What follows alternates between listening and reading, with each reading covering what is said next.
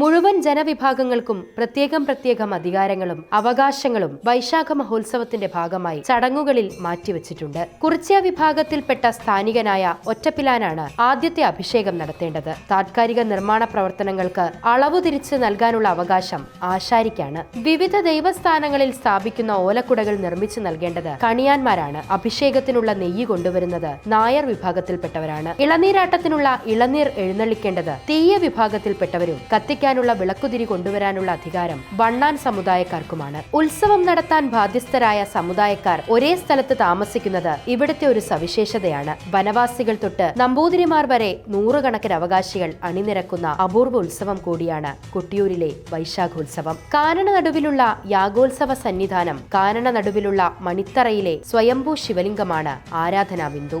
അതിപൗരാണിക മഹാക്ഷേത്രങ്ങളിൽ ഒന്നാണ് ശ്രീ കൊട്ടിയൂർ മഹാദേവ ക്ഷേത്രം. ഹൈന്ദവ വിഭാഗത്തിലെ മുഴുവൻ ജാതികളിലും ഉപജാതികളിലും പെട്ട 64 ജന്മസ്ഥാനികർ ആരും ക്ഷണിക്കാതെ തന്നെ തങ്ങളുടെ കർമ്മങ്ങൾ യഥാവിധി നിർവഹിക്കുന്നു. ബ്രാഹ്മണ സ്ത്രീകൾക്ക് കൊട്ടിയൂരിൽ പ്രവേശനമില്ല. പണ്ടൊരു ബ്രാഹ്മണ സ്ത്രീ പൊന്നിരിക്കും പാലയിൽ നിന്നെടുത്ത ആഭരണം തിരിച്ചു കൊടുക്കാത്തതാണ് ഇതിനു കാരണം. രാജകുമാരന്മാർക്കും ഇവിടെ പ്രവേശനമില്ല. മണിത്തറയിലെ സ്വർണ്ണക്കിണ്ണം മോഹിച്ച് നിലവിളിച്ച രാജകുടുംബത്തിലെ കുട്ടിക്ക് സ്വർണ്ണപാത്രം നൽകാൻ കൽപ്പിച്ച പെരുമാൾ മേലിൽ രാജകുടുംബങ്ങൾക്ക് പ്രവേശനം നിഷേധിക്കുകയായിരുന്നു.